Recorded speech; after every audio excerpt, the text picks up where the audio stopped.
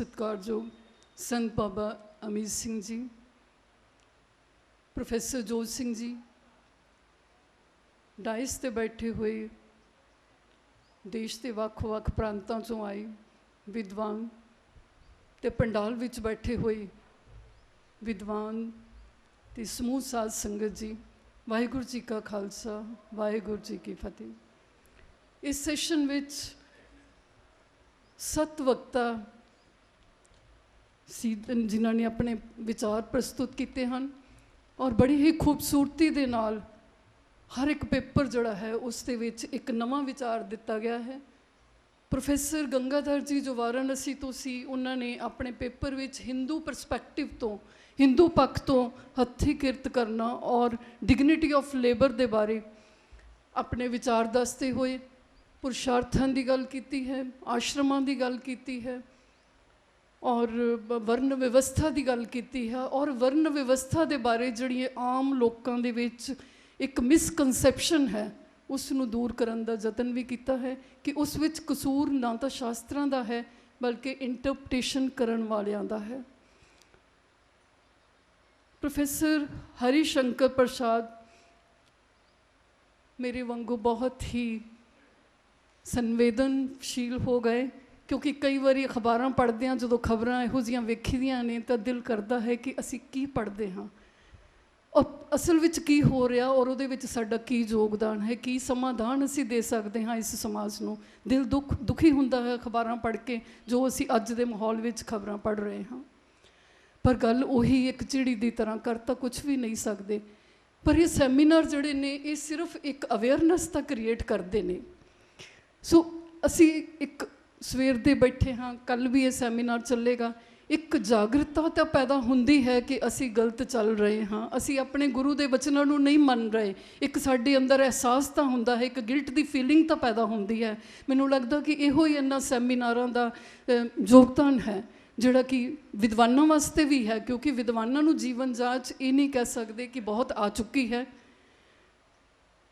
मैं देख रही सी जदों असी बैठे सी, चाहे बड़ा ही वो हंबल जे वे नाल 2 लेडीज़ आईयां और 10-10 रुपए इत्थे रख के ते वो हथ जोड़न लगियां।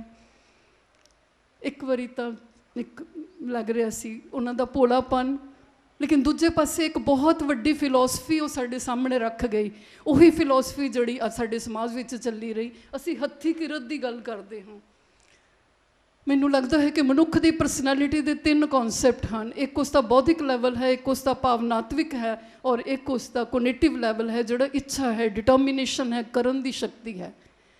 और मानसिक रूप दे विच वो ब्राह्मण क्लास की तरह असी लोग भी अज हाँ, चाहे असी प्रोफैसरस हाँ, चाहे असी बहुत तनख्वाहां लै रहे हाँ, असी अपने बच्चों को पढ़ा रहे हाँ, साडी मॉरल ड्यूटी बनती है उन्होंने चंगे नागरिक बनाउणा। तो जे असी अपना ये फर्ज पूरा नहीं कर रहे तो सिर्फ असी तो किताबां ही पढ़ रहे हाँ, असी तो उन्होंने ब्राह्मणों की तरह ही हाँ जे असी प्रैक्टिकली नहीं हाँ।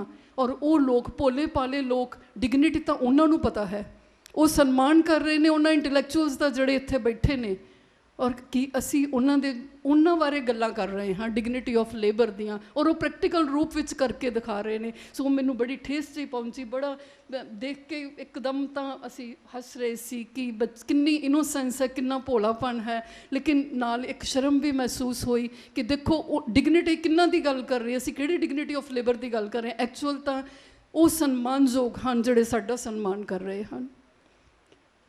सो मैं प्रोफैसर साहब का पेपर जो सुनिया वाकया ही एक दिल नूं दुख तो होंदा है, लेकिन दूजे पासे जदों असी गुरबाणी दे विच पढ़ते हाँ, रोज़ अरदास सुनते हाँ, नानक नाम चढ़ती कला तेरे पानी सरबत दा भला।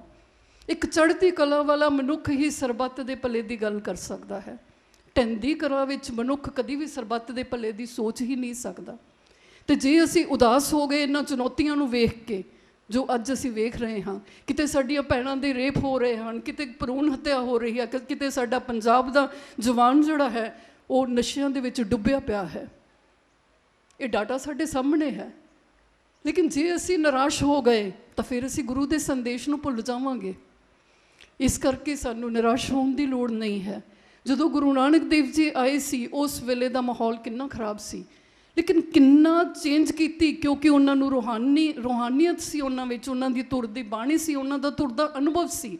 ਸਾਡੇ ਲੋਕਾਂ ਦਾ ਉਹ ਅਨੁਭਵ ਨਹੀਂ ਹੈ, ਇਸ ਕਰਕੇ ਅਸੀਂ ਉਦਾਸ ਹੋ ਜਾਂਦੇ ਹਾਂ। ਉਹਨਾਂ ਦਾ ਕਿਤੇ ਕੋਈ ਕੌਨਫਲਿਕਟ ਨਹੀਂ ਹੋਇਆ ਵੱਡੇ ਵੱਡੇ ਪੰਡਤਾਂ ਦੇ ਨਾਲ, ਵੱਡੇ ਵੱਡੇ ਜੋਗੀਆਂ ਦੇ ਨਾਲ, ਵੱਡੇ ਵੱਡੇ ਮੁਸਲਿਮ ਕਾਜ਼ੀਆਂ ਦੇ ਨਾਲ ਉਹਨਾਂ ਦੀਆਂ ਭੇਟਾਂ ਹੋਈਆਂ, ਲੇਕਿਨ ਕਿਤੇ ਵੀ ਕੋਈ ਡਿਸਪਿਊਟ ਨਹੀਂ ਹੋਇਆ, ਕਿਤੇ ਵਿਰੋਧਤਾ ਨਹੀਂ ਨਜ਼ਰ ਆਉਂਦੀ। ਰਾਦਰ ਇੱਕ ਸਨਮਾਨ ਦੀ ਨਜ਼ਰ ਆਉਂਦੀ ਹੈ। ਉਸ ਸੰਵਾਦ ਦੇ ਵਿੱਚੋਂ ਇੱਕ ਵਿਚਾਰ ਜਿਹੜੀ ਕ੍ਰਾਂਤੀ ਦੇ ਵਿੱਚ ਜੋ ਚੇਂਜ ਕਰਨਾ ਚਾਹੁੰਦੇ ਸੀ, ਉਹ ਪਰਿਵਰਤਨ ਦੀ ਨਜ਼ਰ ਆਉਂਦੀ ਹੈ, ਕਿਉਂਕਿ ਉਹ ਪੈਗੰਬਰ ਸੀ।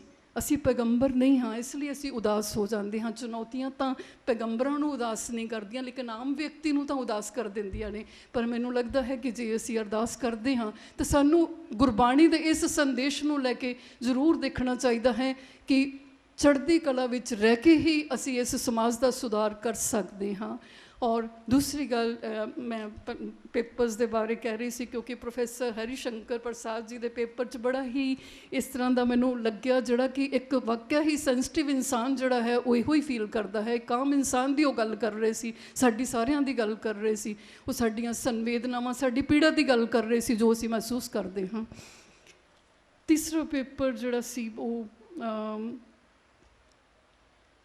ਸਰਦਾਰ ਸੋਹਣ ਸਿੰਘ ਹੋਰਾਂ ਨੇ ਜਿਹੜਾ ਲੇਬਰ ਦੇ ਬਾਰੇ ਔਰ ਗੁਰੂ ਨਾਨਕ ਦੇਵ ਜੀ ਦੀਆਂ ਸਾਖੀਆਂ ਦੇ ਕੇ ਉਹਨਾਂ ਨੇ ਜਿਹੜੀਆਂ ਗੱਲਾਂ ਦੱਸੀਆਂ, ਉਹ ਸਾਨੂੰ ਸਮਝ ਆਉਂਦੀ ਹੈ ਕਿ ਗੁਰੂ ਨਾਨਕ ਦੇਵ ਜੀ ਨੇ ਸਿਰਫ ਇੱਕ ਆਈਡੀਓਲੋਜੀ ਨਹੀਂ ਦਿੱਤੀ, ਸਿਰਫ ਉਹਨੇ ਵਿਚਾਰ ਹੀ ਨਹੀਂ ਦਿੱਤੇ, ਇੱਕ ਨਵਾਂ ਉਹਨਾਂ ਨੇ ਸੰਦੇਸ਼ ਹੀ ਨਹੀਂ ਦਿੱਤਾ, ਬਲਕਿ ਉਹਨਾਂ ਨੇ ਕਰਕੇ ਦਿਖਾਇਆ।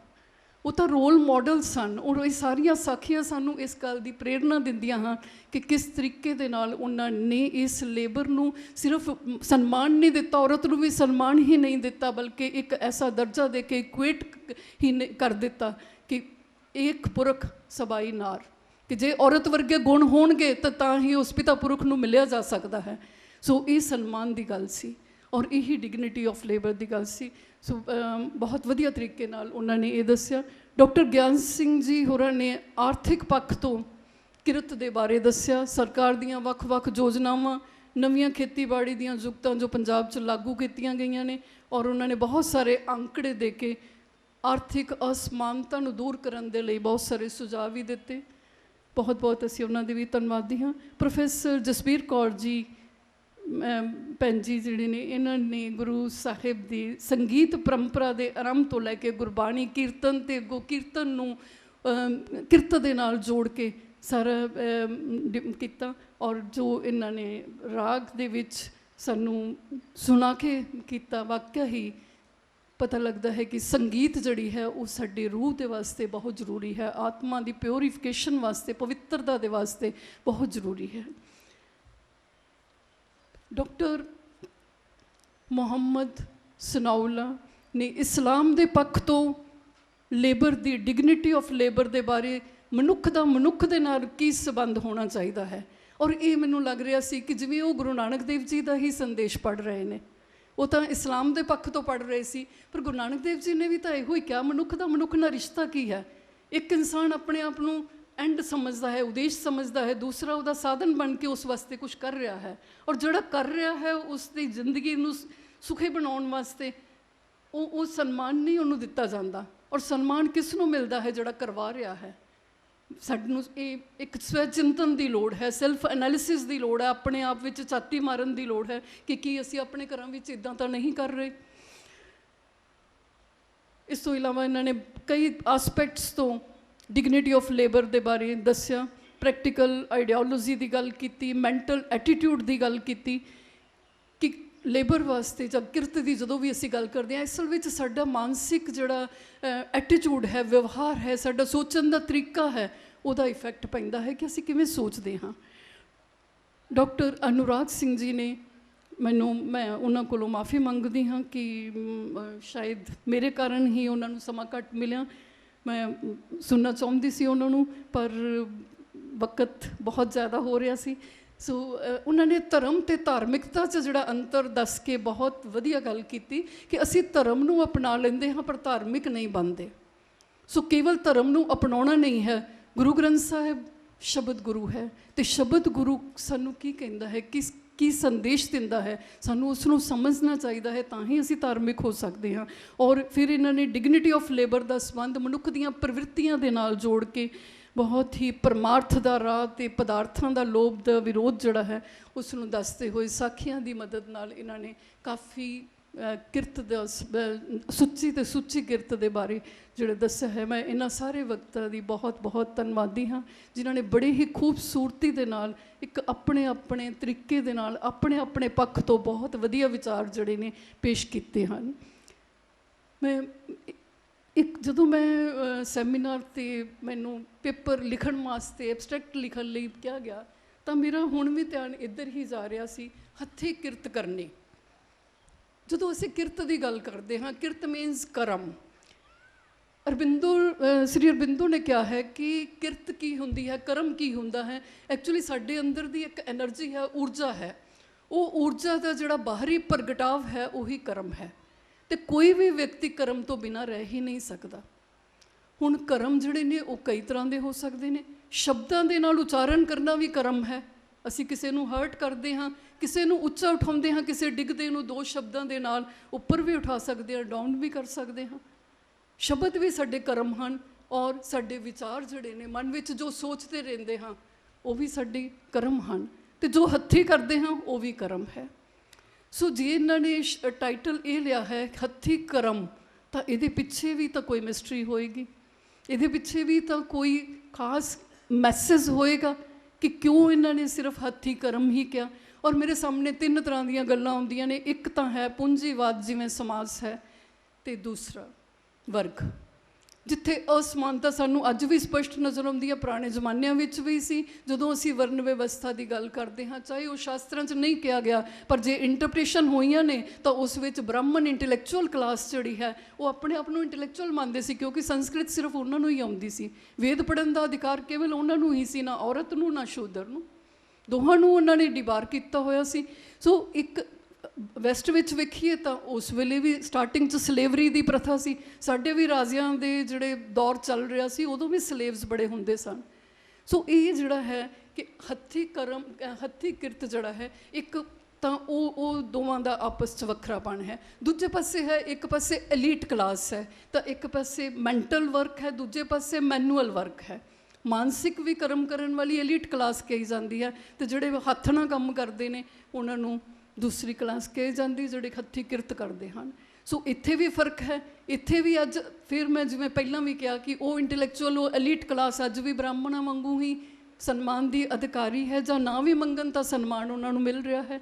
ਔਰ ਦੂਸਰੇ ਪਾਸੇ ਉਹ ਜਿਹੜੇ ਸਨਮਾਨ ਦੇ ਯੋਗ ਹਨ, ਸਾਡੇ ਆਫਿਸਿਸ 'ਚ ਕੰਮ ਕਰਨ ਵਾਲੇ ਵਰਕਰਸ, ਸਾਡੇ ਚਾਹੇ ਉਹ ਸਵੀਪਰ ਦਾ ਕੰਮ ਕਰਦੇ ਹੋਣ ਜਾਂ ਕਿਸੇ ਵੀ ਤਰ੍ਹਾਂ ਦਾ ਕੰਮ ਕਰਦੇ ਹੋਣ, ਕਿ ਅਸੀਂ ਉਹਨਾਂ ਚੇਅਰਸ 'ਤੇ ਜਿੱਥੇ ਬੈਠੇ ਹਾਂ ਆਪਣੇ ਆਪ ਨੂੰ ਵੇਖੀਏ ਕਿ ਉਹ ਸਨਮਾਨ ਅਸੀਂ ਉਹਨਾਂ ਨੂੰ ਹੱਥ ਜੋੜ ਕੇ ਦਿੰਦੇ ਹਾਂ। ਇਹ ਸਾਡੇ ਮਨ ਵਿੱਚ ਦੁਵਿਧਾ ਤਾਂ ਹੈ ਹੀ। ਸੋ ਦੂਸਰਾ ਤਾਂ ਇਹ ਵੀ ਜਿਹੜਾ ਮੈਂਟਲ ਅਤੇ ਜਿਹੜਾ ਫਿਜ਼ੀਕਲ ਵਰਕ ਹੈ, ਇਹ ਮੈਨੂੰ ਲੱਗਦਾ ਹੈ। ਔਰ ਤੀਸਰਾ ਉਹੀ ਹੈ ਜਿਹੜਾ ਅਧਿਆਤਮਿਕਤਾ ਵਾਲਾ। ਅੱਜ ਵੀ ਬਹੁਤ ਸਾਰੇ, ਸਵੇਰੇ ਵੀ ਕੋਈ ਗੱਲ ਕਰ ਰਿਹਾ ਸੀ ਕਿ ਬਹੁਤ ਸਾਰੇ ਇਹੋ ਜਿਹੇ ਖੇਤਰ ਹਨ, ਜਿਵੇਂ ਅਸੀਂ ਪਿਛਲਾ ਕਹਿੰਦੇ ਹਾਂ ਕਿ ਸੰਨਿਆਸੀ ਸੀਗੇ। ਸੰਨਿਆਸੀ ਜਿਹੜੇ ਨੇ ਉਹ ਸੁਸਾਇਟੀ ਉੱਤੇ ਨਿਰਭਰ ਰਹਿੰਦੇ ਸਨ, ਆਪ ਤਾਂ ਕੁਛ ਨਹੀਂ ਸੀ ਕਰਦੇ, ਲੇਕਿਨ ਦੂਸਰਿਆਂ ਦੇ ਕੋਲੋਂ ਮੰਗ ਕੇ ਖਾਣਾ, ਉਹ ਵੀ ਇੱਕ ਤਰ੍ਹਾਂ ਦਾ ਜਿਹੜਾ ਹੈ ਕਿ ਆਪ ਕੁਛ ਨਹੀਂ ਕਰਨਾ। ਕਿਉਂ? ਅਸੀਂ ਤੁਹਾਨੂੰ ਨਾਮ ਦੇ ਸਕਦੇ ਹਾਂ, ਕਿਉਂਕਿ ਅਸੀਂ ਅਧਿਆਤਮਕਤਾ ਦੀ ਪੱਧਰ 'ਤੇ ਇੰਨਾ ਉੱਚਾ ਉੱਠ ਚੁੱਕੇ ਹਾਂ ਕਿ ਅਸੀਂ ਅਧਿਕਾਰੀ ਹਾਂ ਕਿ ਬੈਠ ਕੇ ਖਾਵਾਂਗੇ ਔਰ ਤੁਹਾਨੂੰ ਮੁਕਤੀ ਦੇਵਾਂਗੇ, ਤੁਸੀਂ ਸਾਡੇ ਵਾਸਤੇ ਜੀਵਿਕਾ ਕਮਾਓ ਔਰ ਸਾਡੀ ਸੇਵਾ ਕਰੋ। ਸੋ ਇਹ ਵੀ ਤੀਸਰੀ ਤਰ੍ਹਾਂ ਦਾ ਹੈ, ਜਿਹੜਾ ਕਿ 3 ਤਰ੍ਹਾਂ ਦਾ ਡਿਫਰੈਂਸਿਸ ਜਿਹੜੇ ਨੇ ਉਹ ਨਜ਼ਰ ਆਉਂਦੇ ਨੇ। ਦੂਸਰੀ ਗੱਲ, ਜਦੋਂ ਅਸੀਂ ਕਹਿੰਦੇ ਹਾਂ ਕਿ ਸੱਚੀ ਸੁੱਚੀ ਕਿਰਤ, ਹੱਕ ਪਰਾਇਆ ਨਾਨਕਾ ਵਾਲੀ ਗੱਲ ਆਪਾਂ ਸੁਣ ਰਹੇ ਸੀ ਕਿ ਕਿਰਤ ਕਿਹੋ ਜਿਹੀ ਹੋਣੀ ਚਾਹੀਦੀ ਹੈ। ਮੈਨੂੰ ਮੈਂ ਬਾਬਾ ਜੀ ਦਾ ਔਰ ਪ੍ਰੋਫੈਸਰ ਜੋਤ ਸਿੰਘ ਹੋਰਾਂ ਦਾ ਧਿਆਨ ਦਿਵਾਉਣਾ ਚਾਹੁੰਦੀ ਹਾਂ ਕਿ ਸ਼ਾਇਦ ਮੈਂ ਗਲਤ ਹੋਵਾਂ, ਲੇਕਿਨ ਮੇਰੇ ਮਨ ਵਿੱਚ ਇੱਕ ਵਿਚਾਰ ਹੈ, ਮੇਰੀ ਸ਼ੰਕਾ ਹੈ ਕਿ ਜਦੋਂ ਗੁਰਬਾਣੀ ਦੇ ਵਿੱਚ 3 ਸਿਧਾਂਤ ਦਿੱਤੇ ਗਏ ਹਨ, ਕਿਰਤ ਕਰਨਾ, ਨਾਮ ਜਪਣਾ, ਵੰਡ ਛਕਣਾ, ਅਤੇ ਉਹ ਵੱਖਰੇ ਵੱਖਰੇ ਨਹੀਂ ਹਨ। ਕਿਰਤ ਕਰਦੇ, ਨਾਮ ਜਪਦੇ ਹੀ ਕਿਰਤ ਕਰਨਾ, ਅਤੇ ਕਿਰਤ ਕਰਦੇ ਹੋਏ ਹੀ ਵੰਡ ਕੇ ਛਕਣਾ, ਉਹਨਾਂ ਦੇ ਵਿੱਚ ਕੋਈ ਫਰਕ ਨਹੀਂ ਹੈ ਕਿ ਕਦੋਂ ਕਿਰਤ ਕਰਨੀ ਅਤੇ ਕਦੋਂ ਨਾਮ ਜਪਣਾ, ਅਤੇ ਕਿਉਂਕਿ ਬਾਕੀ ਧਰਮਾਂ 'ਚ ਫਰਕ ਹੈ। ਤੇ ਜੇ ਗੁਰਬਾਣੀ ਇਹਨਾਂ ਤਿੰਨਾਂ ਨੂੰ ਇਕੱਠਿਆਂ ਲੈ ਕੇ ਚੱਲਦੀ ਹੈ, ਸਵੇਰੇ ਵੀ ਭਗਤ ਤਰਲੋਚਨ ਦੀ ਐਗਜ਼ਾਮਪਲ ਦੇ ਕੇ ਇਹ ਗੱਲਾਂ ਜਿਹੜੀਆਂ ਨੇ ਕਲੀਅਰ ਹੋਈਆਂ ਸੀ, ਤੇ ਜੇ ਗੁਰਬਾਣੀ ਇਹਨਾਂ ਤਿੰਨਾਂ ਨੂੰ ਇਕੱਠਾ ਲੈ ਕੇ ਚੱਲਦੀ ਹੈ ਤਾਂ ਫਿਰ ਇੱਕ ਨਾਮ ਜਪਣ ਵਾਲਾ ਬੰਦਾ ਜਿਹੜਾ ਹੈ ਉਹ ਭ੍ਰਿਸ਼ਟਾਚਾਰ ਕਿਵੇਂ ਕਰ ਸਕਦਾ ਹੈ? ਜੇ ਤਿੰਨੋਂ ਇਕੱਠੇ ਚੱਲਣ ਤਾਂ ਫਿਰ ਭ੍ਰਿਸ਼ਟਾਚਾਰ ਹੋ ਹੀ ਕਿਵੇਂ ਸਕਦਾ? ਫਿਰ ਸਾਨੂੰ ਇਸ ਚਿੰਤਨ ਦੀ ਵੀ ਕੀ ਲੋੜ ਹੈ ਕਿ ਇਮਾਨਦਾਰੀ ਦੇ ਨਾਲ ਸੱਚੀ ਹੈ ਕਿ ਨਹੀਂ ਹੈ ਸੱਚੀ। ਬਿਕੋਜ਼ ਪਹਿਲੀ ਗੱਲ ਹੈ ਨਾਮ ਨਾਲ ਜੁੜਨਾ। ਜਦੋਂ ਗੁਰਬਾਣੀ ਦੇ ਵਿੱਚ ਵਿਕਾਰਾਂ ਦੀ ਗੱਲ ਆਉਂਦੀ ਹੈ, 5 ਵਿਕਾਰਾਂ ਦੀ, ਤਾਂ ਉੱਥੇ ਵੀ ਇਹੋ ਗੱਲ ਕਹੀ ਜਾਂਦੀ ਹੈ ਕਿ ਜੇ ਤੁਸੀਂ ਚਾਹੋ ਕਿ ਕ੍ਰੋਧ ਨੂੰ ਖਤਮ ਕਰਨਾ ਹੈ ਤਾਂ ਸ਼ਾਇਦ 1 ਮਹੀਨਾ 2 ਮਹੀਨੇ 3 ਮਹੀਨੇ ਲਗਾ ਕੇ ਕ੍ਰੋਧ ਨੂੰ ਖਤਮ ਨਹੀਂ ਕੀਤਾ ਜਾ ਸਕਦਾ, ਕਿਉਂਕਿ ਜਦੋਂ ਵੀ ਕਿਸੇ ਚੀਜ਼ ਨੂੰ ਦਬਾਇਆ ਜਾਂਦਾ ਹੈ ਉਹ ਕਿਸੇ ਮੌਕੇ ਉੱਤੇ ਫਿਰ ਭੜਕ ਕੇ ਸਾਹਮਣੇ ਆਉਂਦੀ ਹੈ। ਸੋ ਗੁਰੂ ਸਾਹਿਬਾਨ ਨੇ ਕਿਹਾ ਹੈ ਕਿ ਨਾਮ ਜਪਦੇ ਜਪਦੇ ਵਿਕਾਰ ਆਪਣੇ ਆਪ ਖਤਮ ਹੋ ਜਾਣਗੇ। ਸੋ ਵਿਕਾਰਾਂ ਨੂੰ ਖਤਮ ਕਰਨ ਵਾਸਤੇ ਨਹੀਂ ਕਿਹਾ। ਬਾਕੀ ਧਰਮਾਂ ਦੇ ਵਿੱਚ ਵਿਕਾਰਾਂ ਨੂੰ ਖਤਮ ਕਰਕੇ ਫਿਰ ਕਿਹਾ ਹੈ ਕਿ ਪਹਿਲਾਂ ਤੁਸੀਂ ਨੈਤਿਕ ਬਣੋ, ਪਹਿਲਾਂ ਸਦਾਚਾਰੀ ਬਣੋ ਤੇ ਫਿਰ ਅਧਿਆਤਮਿਕ ਰਸਤੇ ਤੇ ਆਓਗੇ। ਸਿੱਖ ਧਰਮ ਦੇ ਵਿੱਚ ਇਹੀ ਫਰਕ ਹੈ ਕਿ ਇੱਥੇ ਨਾਮ ਜਪਦੇ ਜਪਦੇ ਸਭ ਕੁਝ ਆਪਣੇ ਆਪ ਅੰਦਰ ਦਾ ਪਰਿਵਰਤਨ ਸ਼ੁਰੂ ਹੋ ਜਾਏਗਾ, ਤੇ ਜਿਸ ਇਨਸਾਨ ਦੇ ਨਾਮ ਜਪਦੇ ਪਰਿਵਰਤਨ ਸ਼ੁਰੂ ਹੋ ਜਾਏਗਾ ਤਾਂ ਉਸ ਦੀ ਕਿਰਤ ਤਾਂ ਸੁੱਚੀ ਹੀ ਹੋਵੇਗੀ। ਸੋ ਇਹ ਫਿਰ ਸੋਚਣ ਵਾਲੀ ਗੱਲ ਹੈ ਕਿ ਫਿਰ ਅੱਜ ਦਾ ਸਮਾਜ ਇਸ ਤਰ੍ਹਾਂ ਦਾ ਕਿਉਂ ਸਮਾਜ ਹੈ?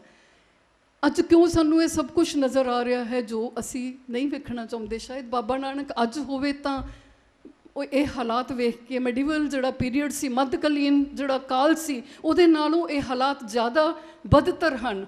ਉਸ ਵੇਲੇ ਤਾਂ ਔਰਤ ਦੀ ਮਾੜੀ ਦਸ਼ਾ ਸੀ, ਅੱਜ ਤੇ ਔਰਤ ਨੂੰ ਜਨਮ ਹੀ ਨਹੀਂ ਲੈਣ ਦਿੱਤਾ ਜਾਂਦਾ। ਅੱਜ ਤਾਂ ਭਰੂਣ ਹੱਤਿਆ ਮਾਂ ਦੇ ਪੇਟ ਵਿੱਚ ਹੀ ਮਾਂ, ਦੂਸਰੀ ਹੀ ਮਾਂ ਜਿਹੜੀ ਸੱਸ ਦੇ ਰੂਪ ਵਿੱਚ ਉਹ ਕਤਲ ਕਰਵਾ ਰਹੀ ਹੈ। ਕਿੱਥੇ ਅਸੀਂ ਬਾਬਾ ਨਾਨਕ ਨੂੰ ਮੰਨ ਰਹੇ ਹਾਂ? ਕਿੱਥੇ ਅਸੀਂ ਗੁਰਬਾਣੀ ਦੇ ਸੰਦੇਸ਼ ਨੂੰ ਮੰਨ ਰਹੇ ਹਾਂ? ਕਿਸ ਤਰ੍ਹਾਂ ਦੀ ਕਿਰਤ ਅਸੀਂ ਕਰ ਰਹੇ ਹਾਂ, ਚਾਹੇ ਉਹ ਅਸੀਂ ਆਪਣੇ ਘਰਾਂ ਦੀ ਕਿਰਤ ਹੈ ਜਾਂ ਬਾਹਰ ਦੀ ਕਿਰਤ ਹੈ ਜਾਂ ਕਿਸੇ ਵੀ ਤਰ੍ਹਾਂ ਦੀ ਹੈ? ਮੈਨੂੰ ਲੱਗਦਾ ਹੈ ਕਿ ਇਹ ਤਿੰਨੋਂ ਚੀਜ਼ਾਂ ਜਿਹੜੀਆਂ, ਤਿੰਨੋਂ ਸਿਧਾਂਤ ਜਿਹੜੇ ਨੇ, ਇਸੇ ਕਰਕੇ ਗੁਰੂ ਸਾਹਿਬਾਨ ਨੇ ਜੋੜੇ ਸੀ ਕਿ ਜੇ ਵੰਡ ਕੇ ਵੀ ਛਕਾਂਗੇ ਤੇ ਧਨ ਗ੍ਰਹਿਣ ਜਿਹੜਾ ਕੰਸੈਂਟਰੇਸ਼ਨ ਆਫ ਵੈਲਥ ਹੈ ਉਸ ਦੀ ਗੱਲ ਹੀ ਨਹੀਂ ਬਣਦੀ, ਕਿਉਂਕਿ ਵੰਡ ਕੇ ਛਕਣਾ, ਦਸਵੰਧ ਕੱਢਦੇ ਹਾਂ, ਵੰਡ ਕੇ ਛਕਦੇ ਹਾਂ ਤਾਂ ਉਹ ਤਾਂ ਨਾਲ ਦੇ ਨਾਲ ਹੀ ਚੱਲੇਗਾ। ਸੋ ਇਹ ਮੈਂ ਦੋਵੇਂ ਸਵਾਲ ਮੇਰੇ ਮਨ 'ਚ ਸੀ ਕਿ ਇੱਕ ਹੱਥੀਂ ਕਿਰਤ ਕਰਨੀ ਤੇ ਇਹਦਾ ਕੋਈ ਵੱਖਰੀ ਗੱਲ ਹੈ। ਇੱਥੇ ਅਸੀਂ ਕੋਈ ਮੈਸੇਜ ਦੇਣਾ ਚਾਹੁੰਦੇ ਹੋਵਾਂਗੇ ਔਰ ਉਹ ਮੈਸੇਜ ਉਹ ਹੈ ਉਹਨਾਂ ਲੋਕਾਂ ਵਾਸਤੇ ਜਿਹੜੇ ਹੱਥੀਂ ਕਿਰਤ ਕਰਦੇ ਹਨ। ਉਹਨਾਂ ਦੇ ਸਨਮਾਨ ਦੀ ਗੱਲ ਹੈ, ਜਾਤ ਪ੍ਰਥਾ ਦੀ ਗੱਲ ਹੈ, ਊਚ ਨੀਚ ਨੂੰ ਖਤਮ ਕਰਨ ਦੀ ਗੱਲ ਹੈ, ਤੇ ਉਹ ਸਨਮਾਨ ਕਰਕੇ ਇਹ ਟੌਪਿਕ ਰੱਖਿਆ ਹੋਏਗਾ ਕਿ ਹੱਥੀਂ ਕਿਰਤ ਵਾਲਿਆਂ ਦਾ ਸਨਮਾਨ।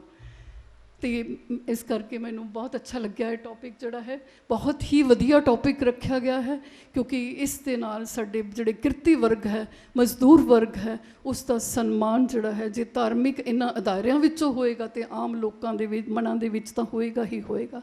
ਸੋ ਇਹ ਗੁਰਬਾਣੀ ਦੇ ਸੰਦੇਸ਼ ਦੇ ਨੂੰ ਹੋਰ ਵੀ ਪ੍ਰਚਾਰ ਪ੍ਰਸਾਰ ਲਈ ਜੋ ਬਾਬਾ ਜੀ ਕੰਮ ਕਰ ਰਹੇ ਹਨ, ਜਿਸ ਤਰੀਕੇ ਦੇ ਸੈਮੀਨਾਰ ਕਰ ਰਹੇ ਹਨ, ਸਾਨੂੰ ਅਸੀਂ ਕੋਈ ਸ਼ਬਦ ਨਹੀਂ ਹਨ ਕਿ ਇਹਨਾਂ ਦਾ ਕਿਵੇਂ ਧੰਨਵਾਦ ਕਰੀਏ। ਵਿਦਵਾਨਾਂ ਨੂੰ ਹੁਣੇ ਕਿਸੇ ਸਕਾਲਰ ਨੇ ਕਿਹਾ, ਡਾਕਟਰ ਅਨੁਰਾਗ ਸਿੰਘ ਜਾਂ ਸ਼ਾਇਦ, ਕਿ ਵਿਦਵਾਨ ਸਾਨੂੰ ਚੇਂਜ ਨਹੀਂ ਕਰ ਸਕਦੇ। ਵਾਕਿਆ ਹੀ ਗੱਲ ਠੀਕ ਹੈ। ਮਨ ਤੋਂ ਜੋਤ ਸਰੂਪ ਹੈ ਆਪਣਾ ਮੂਲ ਪਛਾਣ, ਤੇ ਆਪਣਾ ਮੂਲ ਪਛਾਣਨ ਦੇ ਵਾਸਤੇ ਯਤਨ ਤੇ ਆਪਣਾ ਹੀ ਕਰਨਾ ਪਊਗਾ। ਆਪਣੇ ਆਪ ਹੀ ਆਪਣੀ ਇੱਜ਼ਤ ਬਣਵਾਉਣੀ ਪਏਗੀ। ਕੋਈ ਕਿਸੇ ਨੂੰ ਡਿਗਨਿਟੀ ਦਿੰਦਾ ਨਹੀਂ ਹੈ, ਕੋਈ ਕਿਸੇ ਦੀ ਰਿਸਪੈਕਟ ਕਰਦਾ ਨਹੀਂ ਹੈ। ਜੇ ਔਰਤ ਨੂੰ ਘਰ ਵਿੱਚ ਰਿਸਪੈਕਟ ਕਰਾਉਣੀ ਤਾਂ ਕਰਵਾਉਣੀ ਪਏਗੀ। ਉਸ ਨੂੰ ਅਵੇਅਰ ਹੋਣਾ ਪਏਗਾ, ਉਸ ਨੂੰ ਜਾਗਰੂਕ ਹੋਣਾ ਪਏਗਾ ਇਸ ਬਾਰੇ, ਤਾਂ ਹੀ ਉਸ ਨੂੰ ਮਿਲੇਗਾ। ਇਸੇ ਤਰ੍ਹਾਂ ਕਿਰਤੀਆਂ ਦਾ ਹੱਕ ਹੈ, ਇਸੇ ਤਰ੍ਹਾਂ ਦੂਸਰੇ ਜਿਹੜਾ ਕਿਰਤੀ ਵਰਗ ਹੈ, ਹੱਥੀਂ ਕੰਮ ਵਾਲਾ ਹੈ। ਸੋ ਇਸ ਦੇ ਨਾਲ ਹੀ ਮੈਂ ਸਾਰੇ ਹੀ ਪ੍ਰਬੰਧਕਾਂ ਦਾ, ਪ੍ਰੋਫੈਸਰ ਜੋਤ ਸਿੰਘ ਜੀ ਦਾ, ਬਾਬਾ ਜੀ ਦਾ ਔਰ ਬਾਕੀ ਸਾਰੇ ਵਿਦਵਾਨ ਸਾਥੀਆਂ ਦਾ ਬਹੁਤ ਬਹੁਤ ਧੰਨਵਾਦ ਕਰਦੀ ਹਾਂ ਕਿ ਉਹਨਾਂ ਨੇ ਮੈਨੂੰ ਮੌਕਾ ਦਿੱਤਾ ਕਿ ਮੈਂ ਆਪਣੇ ਤੁਛ ਜਿਹੇ ਵਿਚਾਰ ਆਪ ਸਭ ਨਾਲ ਸਾਂਝੇ ਕਰ ਸਕਾਂ। ਵਾਹਿਗੁਰੂ ਜੀ ਕਾ ਖਾਲਸਾ, ਵਾਹਿਗੁਰੂ ਜੀ ਕੀ ਫਤਿਹ।